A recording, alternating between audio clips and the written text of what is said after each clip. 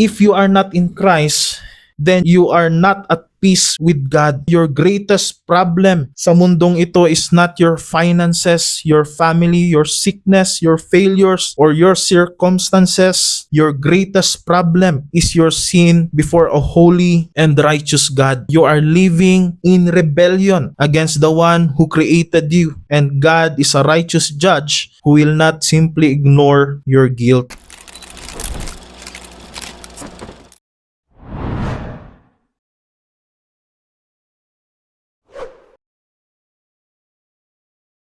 Magandang umaga po sa bawat isa.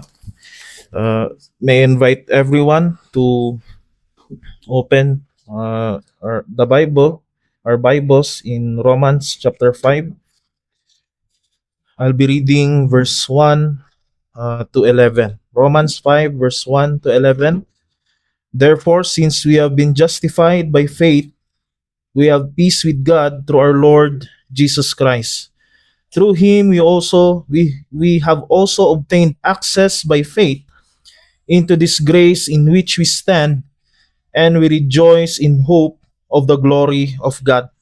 Not only that, but we rejoice in our sufferings, knowing that suffering produces endurance, and endurance produces character, and character produces hope.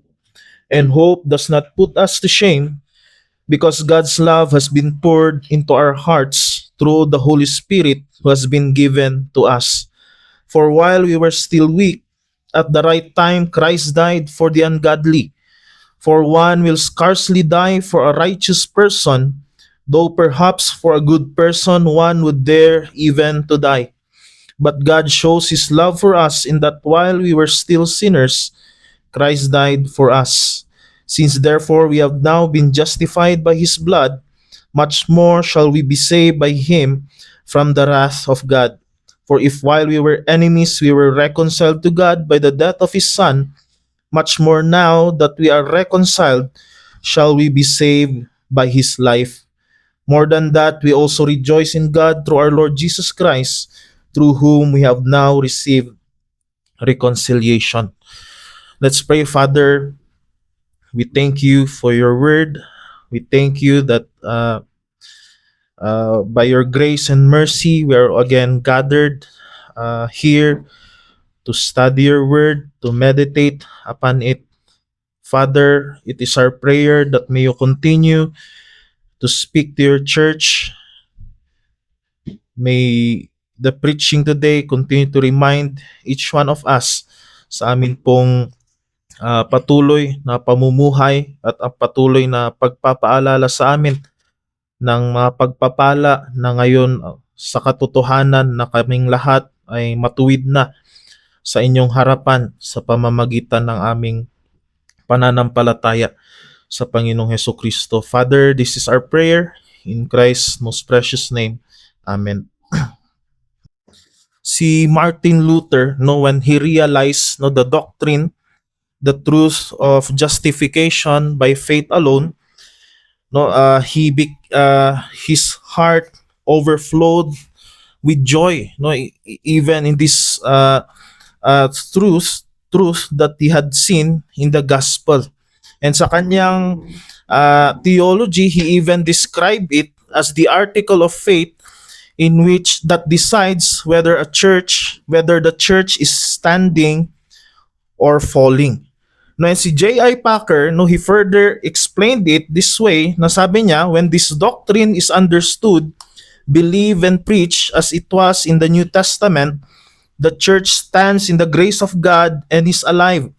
But where it is neglected, overlaid, or denied, as it was in medieval Catholicism, the church falls from the grace and its life drains away, leaving it in a state of darkness and death. So dito nakikita natin kung gaano kahalaga ang doktrina ng tinatawag nating justification. And here in Romans chapter 5 verse 1 to 11, Paul is reminding us of the blessings that oftentimes Christians forget, na hindi natin ito tinatamasa, na ito pala yung mga pagpapala na meron tayo dahil tayo ay naging matuwid na sa harapan ng ating Panginoon. No, and just imagine a young man who had been struggling financially but one day received a letter informing him that his wealthy grandfather na hindi niya naman nakilala had left him a massive amount of inheritance. Now, however, instead of immediately going to claim and use the wealth, he continued to live a life as if he is poor. No, namumuhay pa rin siya ng tulad ng dati, worrying about bills, continuing to struggle with basic needs, and is constantly seeking additional sources to help himself.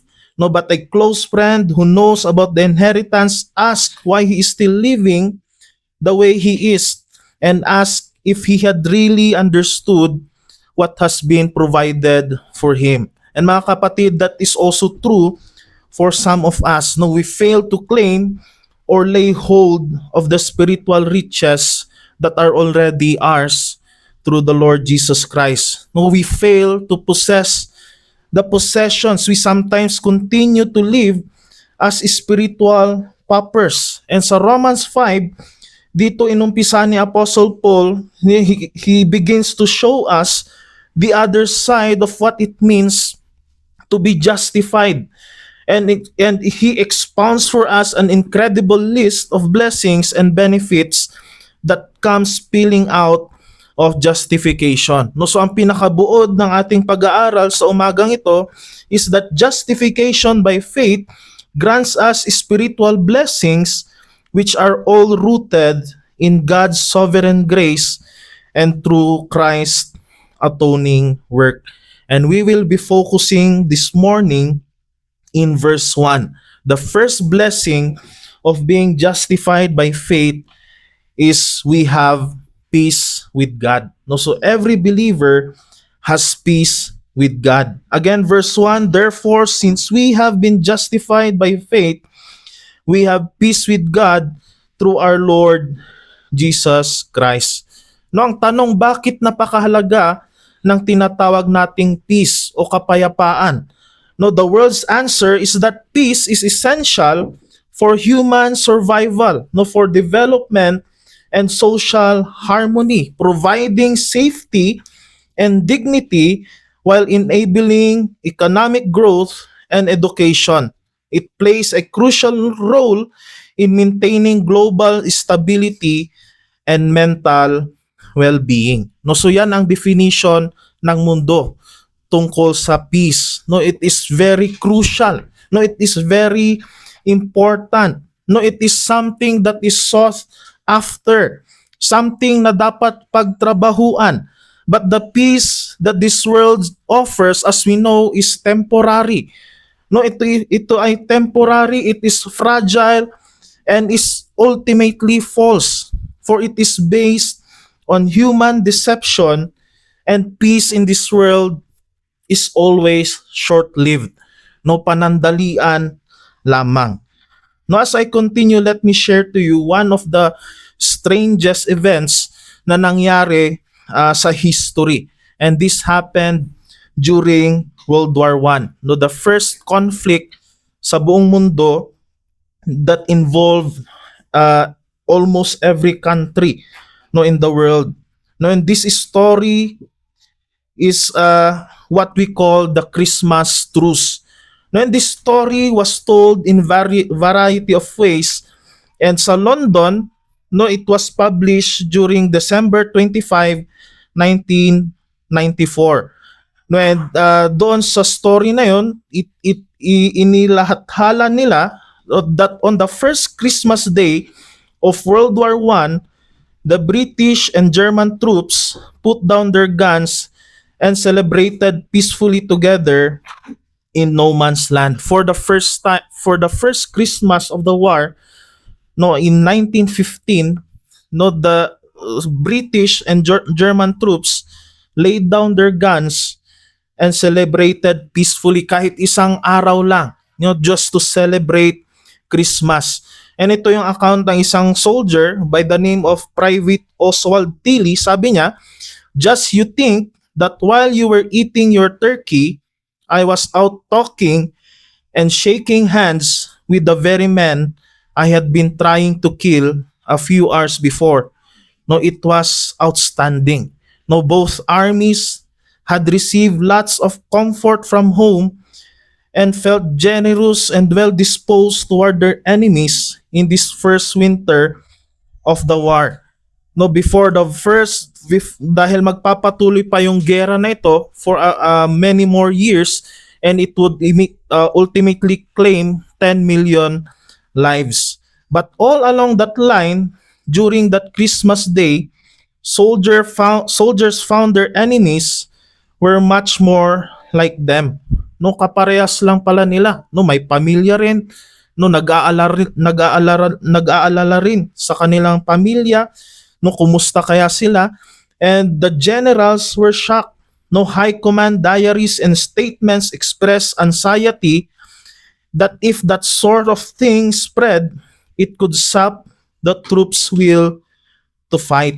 No, because on that trench line, soldiers in khaki and gray uniforms sang carols to each other. No, nag-exchange sila ng mga gifts, no, like jam, sausage, chocolate, liquors, and they even traded names and addresses dahil sa tingin nila, pag natapos itong gera na ito, bibisita ako sa'yo.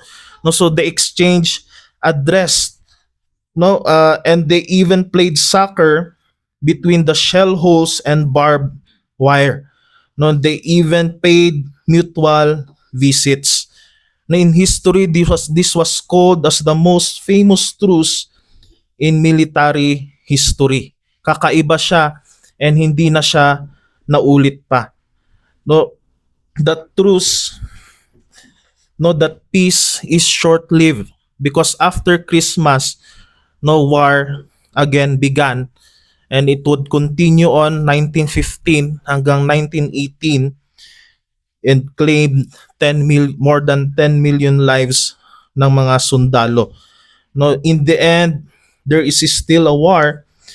No, the peace was cut short and cannons and rifles began to fire again.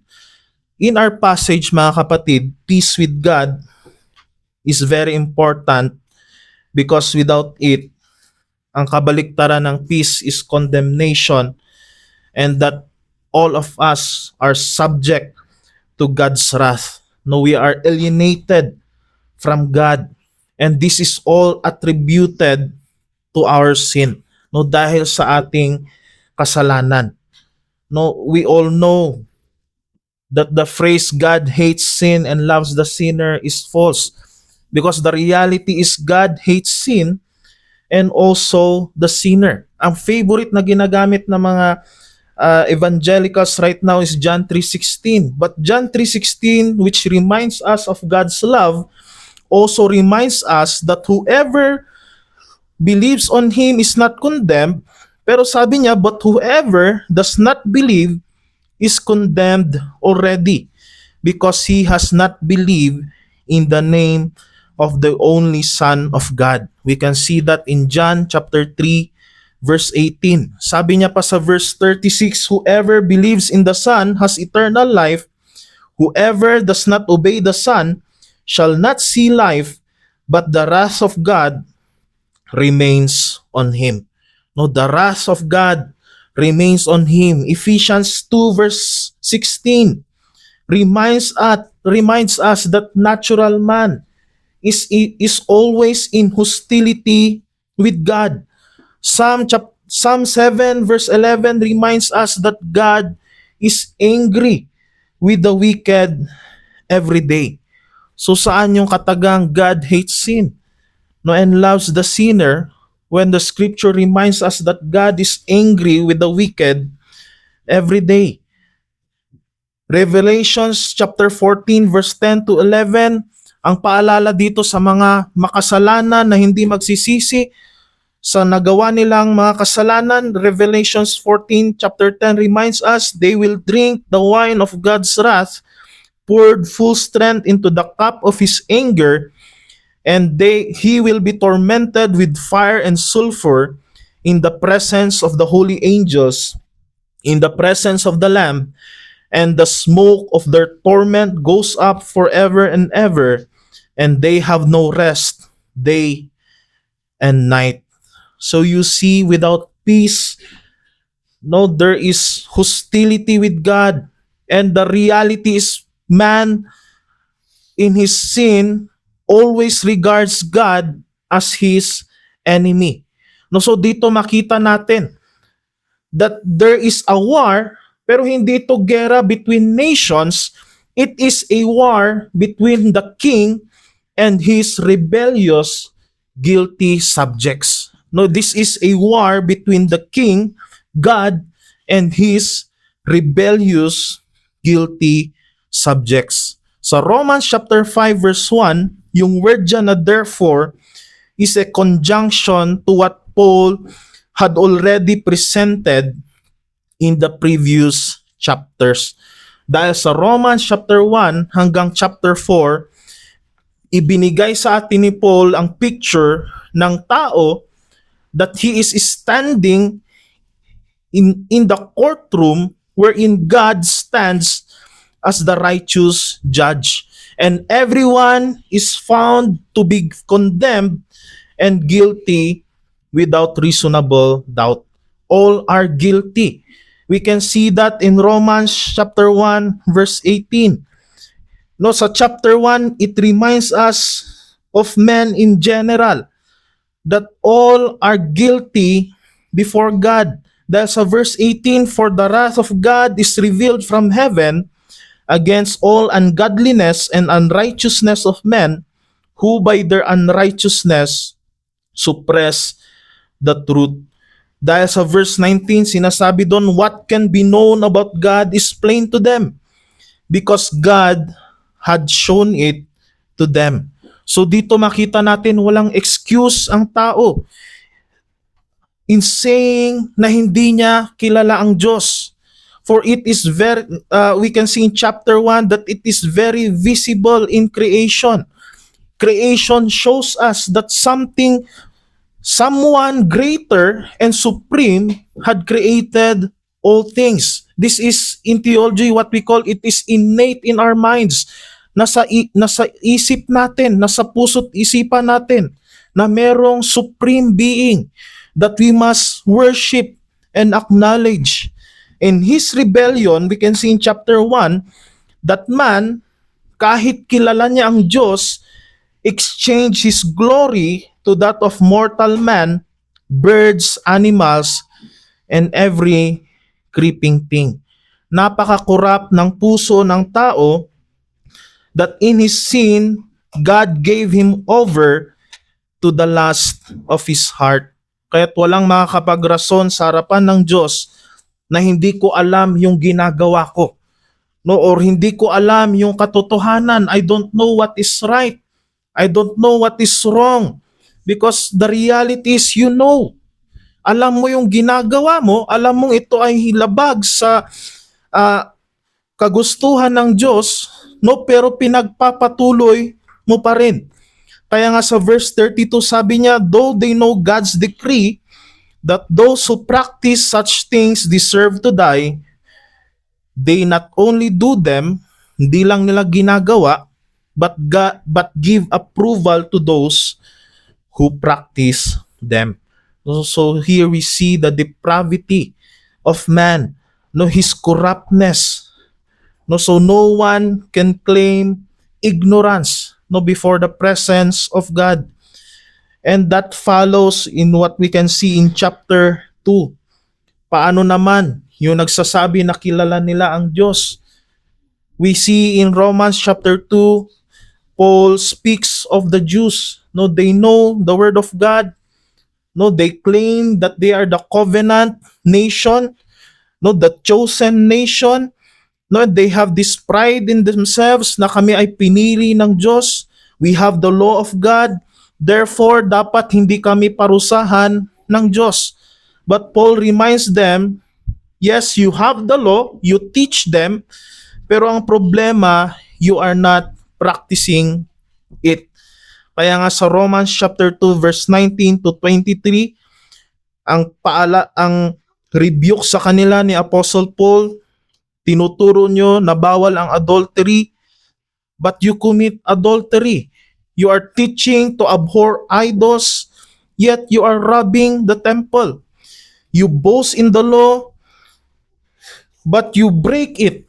No, dahil kaya nga sabi niya sa verse 24, because of that the name of God is blasphemed among the Gentiles because of you. Therefore, in Romans chapter 3 and 4, it reminds us no one is excused before God, whether a Gentile or a Jew. No one is excused. Kaya yung argument ay nagwakas sa Romans 3:23 na nagsasabi, for all have sinned and fall short of the glory of God. All are under condemnation. All are in enmity with God, under his wrath, and there is an ongoing war with him unless one, as we can see in Romans chapter 5, believes on the Lord Jesus Christ. No, unless there will be peace with God, yung realidad na ito ay magpapatuloy. Ngunit ang ating passage ngayong umaga, it reminds us that the only way for us to be granted peace is through faith in Christ. And yung pananampalataya na ito, it results in us being justified before God's presence. Dahil sa pananampalataya natin, tayo ay magiging matuwid no sa harapan ng Diyos. Romans 5 verse 1 reminds us that true peace offered to us by God is a true and lasting reconciliation. No, it is a settled status between a sinner who professes faith in Christ and God because of justification. Yung peace na pinag-uusapan dito sa verse 1 is objective. No, it is eternal and it is grounded upon Christ's finished work on the cross. No, and our peace with God, as we can see here, was obtained by being justified by faith in Christ's finished work. No, the phrase again na sinasabi niya, therefore, since we have been justified by faith. We all know that justification is a legal declaration by God. No, ang justification is it is defined as the act of declaring one not guilty. You are pronounced as righteous the moment you trust in Christ as your Lord and Savior. Ang justification dito sa verse 1, ang paalala dito, hindi ito isang proseso. No, because if you would look at the original, ang word na justification or dikaio is in the aorist tense. Sa Greek, ang aorist tense ay ang tinatawag natin sa grammar natin na past tense. No, it identifies it as a one-time event in the past when believers are declared not guilty. Hindi lang siya nasa past tense, it is also in the passive voice. Ano ibig sabihin nun? It indicates that the declaration came from an outside source. And that outside source, in this case, is God Himself. Therefore, we were acquitted sa ating mga pagkakasala, having the charges transferred to the account of the sin bearer. And who is the sin bearer? It is the Lord Jesus Christ. No, the sacrificial and substitutionary Lamb of God. No, we have been justified, very clear here, by faith alone. And yan yung ipinaglinaw ni Apostle Paul even going back sa chapter 4. No, gumamit siya actually ng dalawang prominenteng figures sa history ng Israel to prove his point na ever since ang kaligtasan ay sa pamamagitan lamang ng pananampalataya. We can see the first prominent figure in Romans chapter 4, 1 to 5, and that is the patriarch Abraham. No, ginamit ni Paul ang Genesis chapter 15 verse 6 as a reminder to them nung sinabi niya that Abraham believed the Lord and he counted it to him as righteousness. No, so dyan ang pinaghuhugutan ni Paul ng doctrine of justification. Abraham believed and it was counted to him as righteousness. No, so Paul contends even in verse 23 to 24 that these words, but the words it was counted to him were not written for his sake alone, hindi lang ito para kay Abraham, but for ours also. It will be counted to us who believe in him who raised from the dead, Jesus our Lord. So ever since ipinapakita ni Paul, it is by faith alone. Isa pang prominenteng figure is King David. In Romans chapter 4 verse 6 to 8, referring sa Psalm 32 verse 1 to 2, he stresses the reality that the greatest king of Israel celebrated God's gracious forgiveness through an act of mercy and grace. No, hindi siya naligtas by keeping the law, but Paul presents that righteousness was granted to David apart from works. You can see that in verse 6 to 8. That's why forgiveness, as we can see here, is a gift through God's grace. And the point is that both men had been justified by faith.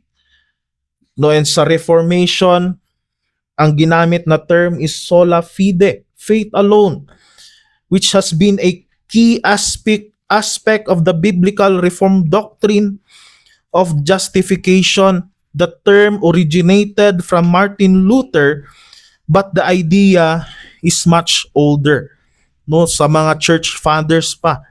And ano bang ibig sabihin ng pananampalataya na tayo ay manampalataya sa Panginoong Hesukristo? Sa history, bakit nagamit yung word na faith is like trusting na sa pag-upo mo ay it will carry your weight?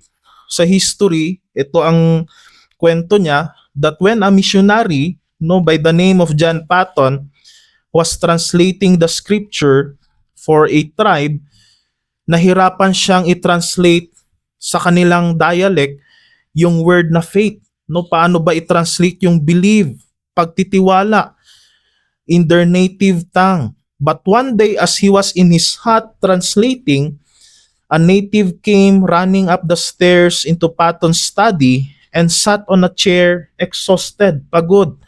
He said to Patton, "It's good to rest my whole weight in this chair." And there he found the word for faith. Ang faith is to rest your whole weight on God.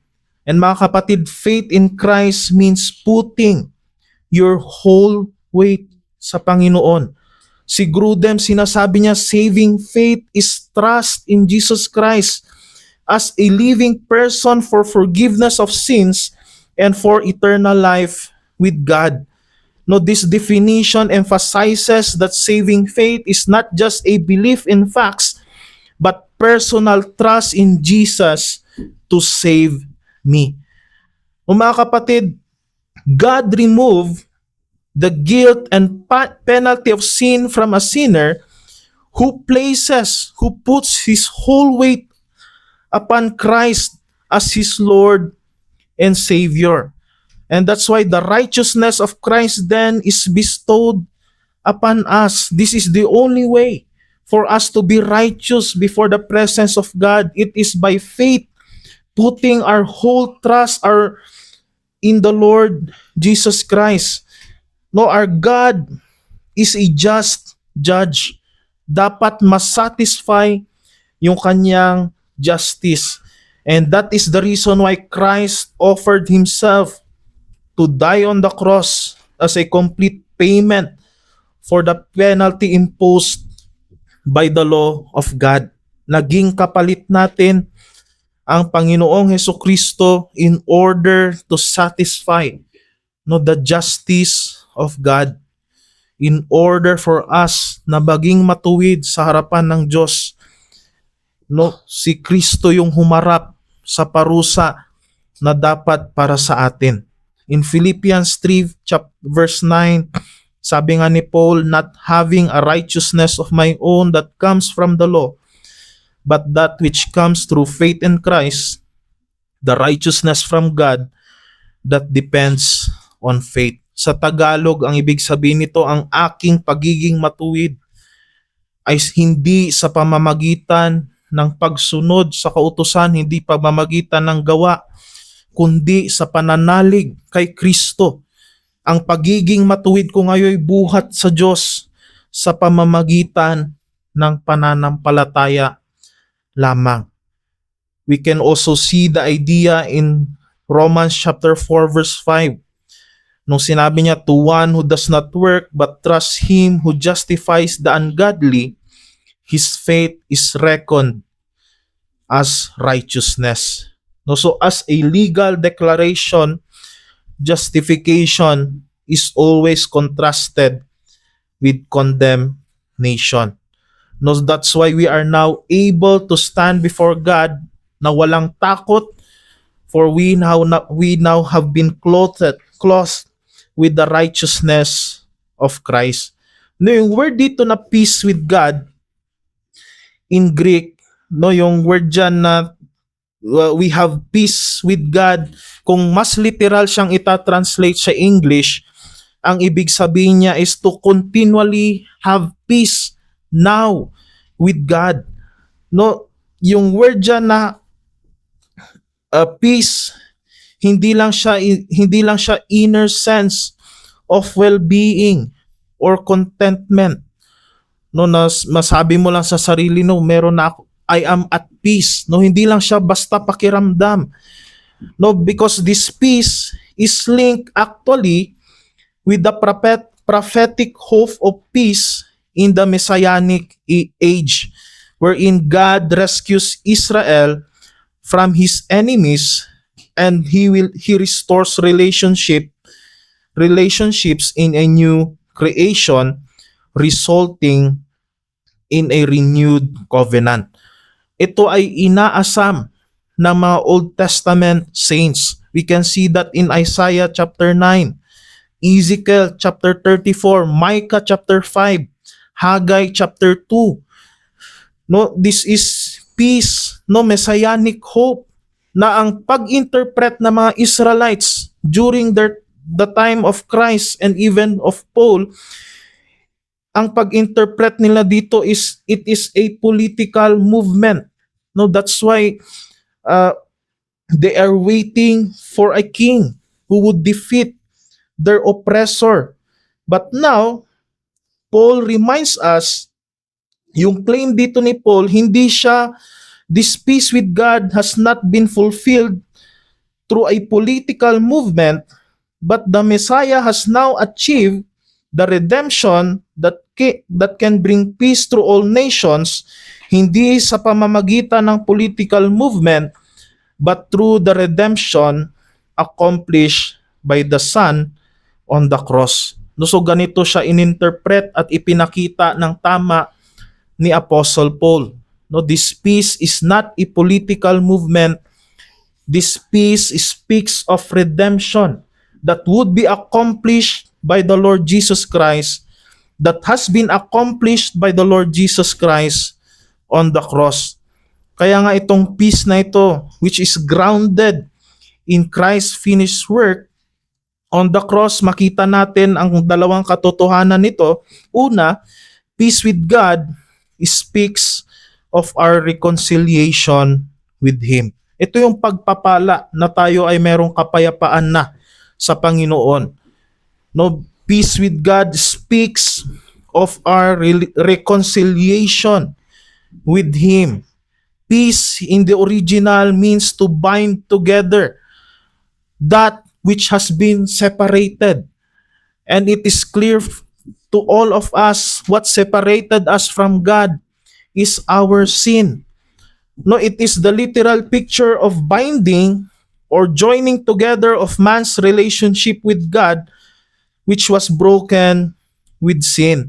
Ang peace again is the opposite of division, dissension, or war.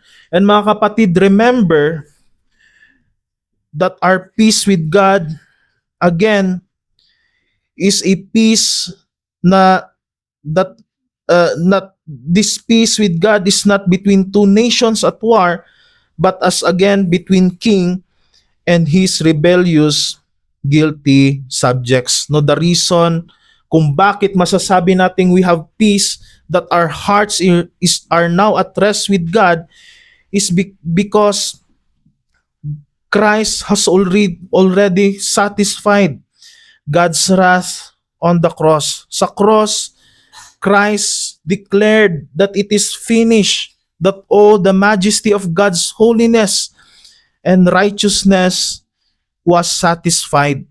Kaya ito yung essence why our peace with God is said to be through our Lord Jesus Christ in Romans chapter 5 verse 1. Colossians 1:20 reminds us through him to reconcile to himself all things, whether on earth or in heaven, making peace by the blood of his cross. Sa pamamagitan ng sakripisyo ni Kristo, he binds together sinners who were once separated from God, who now through faith in him are now again bound and joined together sa ating Panginoon. Ang ibig sabihin nito, we are no longer enemies of God, but now we are objects of His favor. Again, peace is not just a state of mind. Ang peace dito, it speaks of relationship. Relationship na naayos dahil sa pananampalataya natin sa Panginoong Hesukristo. Hindi lang siya basta feeling, it is a reality, it is a fact accomplished by God Himself, no, the Son of God, the Lord Jesus Christ. As Ephesians 2 verse 14 to 16 reminds us, He Himself is our peace, who has made us both one and has broken down in His flesh the dividing wall of hostility by abolishing the law of commandments expressed in ordinances, that He might create in Himself one new man in place of the two, so making peace, and He might reconcile us both to God in one body through the cross, thereby killing the hostility. No, this is the blessing na ating tinatamasa ngayon. Karapat-dapat tayong parusahan ng Diyos, to be condemned because of our sin. But God, out of His grace and mercy, made a way.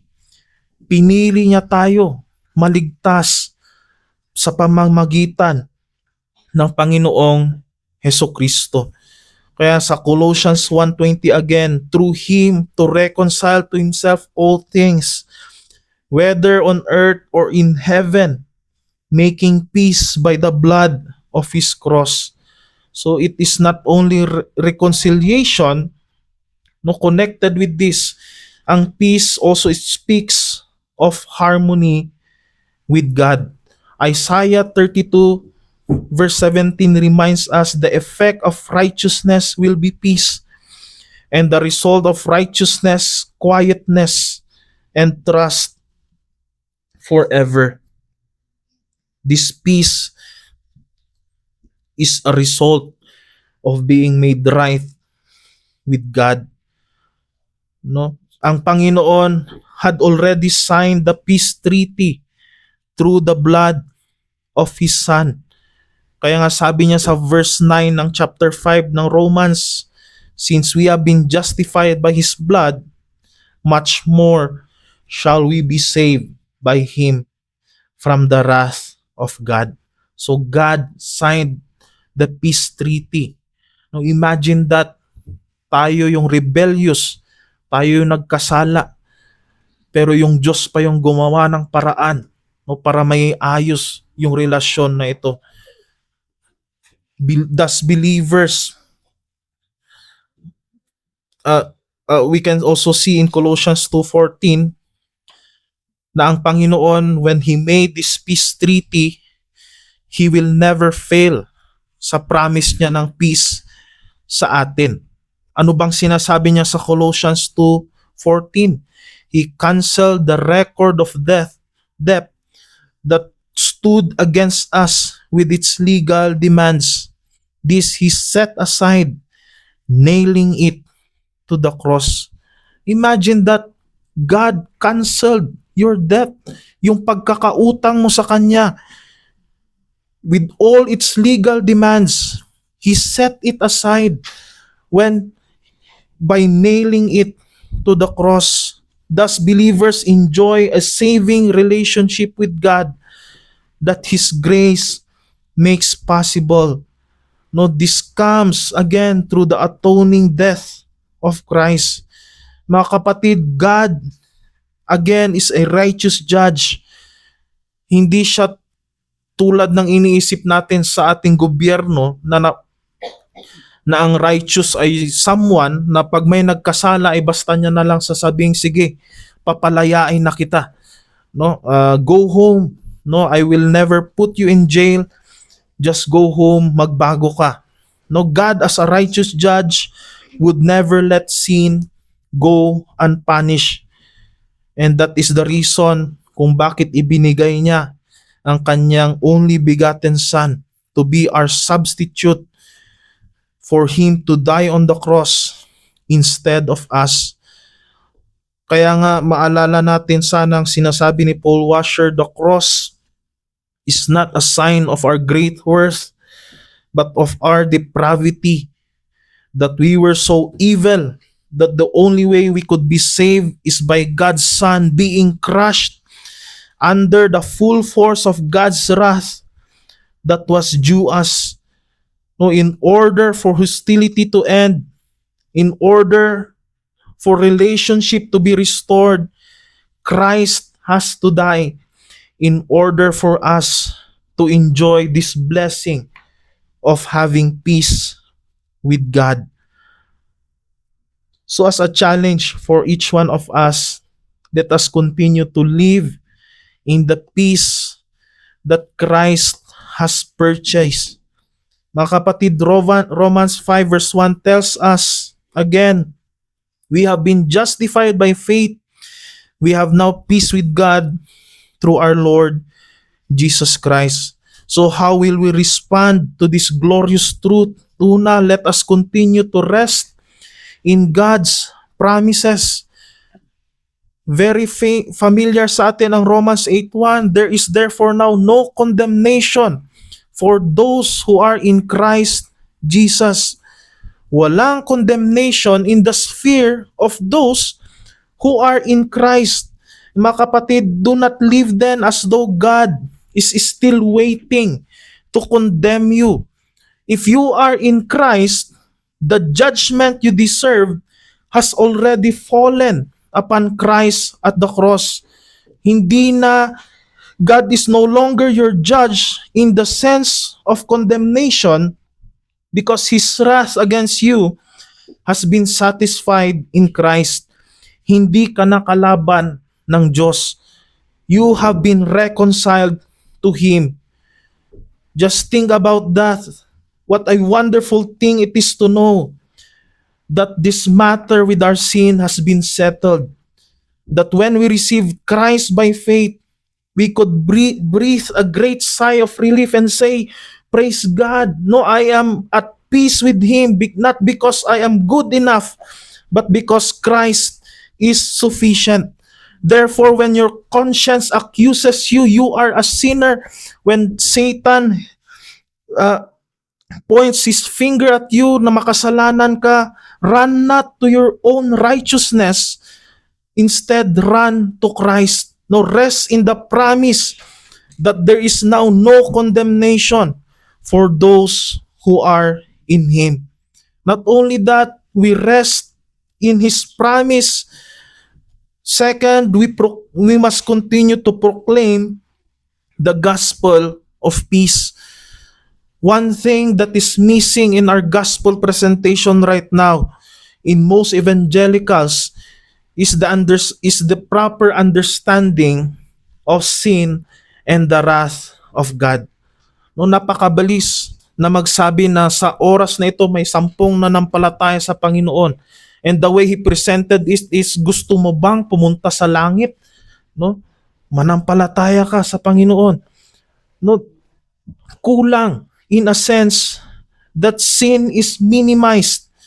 No, we will never understand the glory of the cross, the good news of salvation, unless we understand the terrible news from which Christ had saved us.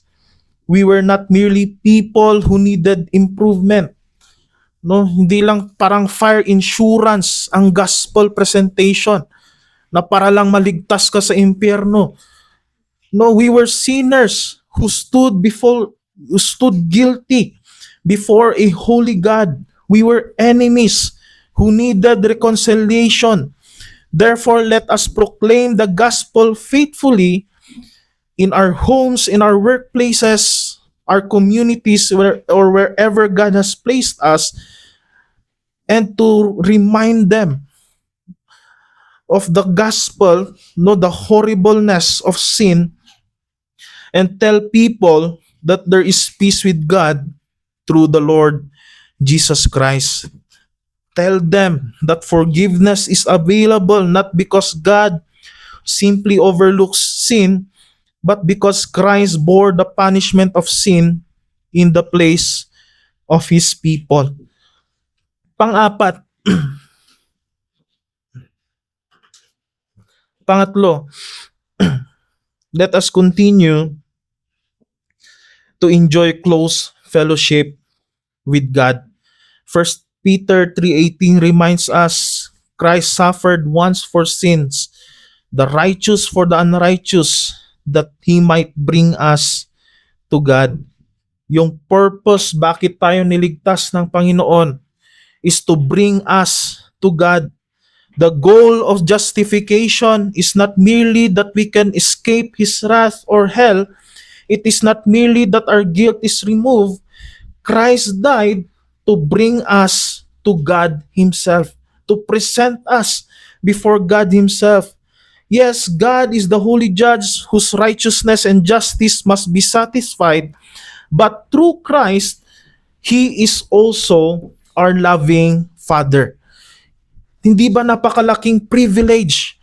The God whom we once offended is the God who had brought us near to Himself. The one against whom we rebelled has reconciled us to Himself through His Son, the Lord Jesus Christ. Therefore, mga kapatid, do not merely enjoy the blessings that come from God, enjoy God Himself. And how can we enjoy God Himself? By drawing near to Him in prayer, by continually delighting in His Word, by worshiping Him, and walking with Him. No? Patuloy na mamuhay ng may kabanalan. Christ did not merely die to make our lives better. Again, Christ died to bring us to God. Pang-apat, serve with confidence. Si MacArthur, sa kanyang comment sa Romans 5, sabi niya, the peace that a believer has in the knowledge that he is secure forever in Christ not only strengthens his faith, but strengthens his service. Not only strengthens his faith, but strengthens his service. If we had truly understand na meron na tayong kapayapaan sa Diyos, it should transform the way we serve Him. We do not serve God in order to earn His acceptance. We serve because in Christ, we already have His acceptance. Dahil tinanggap na tayo. So how is our service for the Lord? Sa mga oras na ito, are we growing weary? Are we becoming discouraged?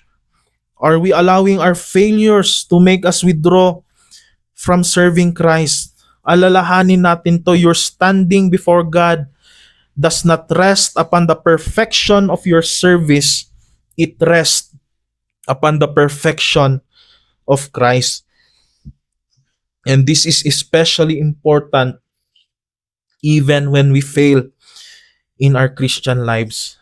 Even though we have peace with God, hindi natin maitatanggi yung katotohanan that our consciences are not always at peace.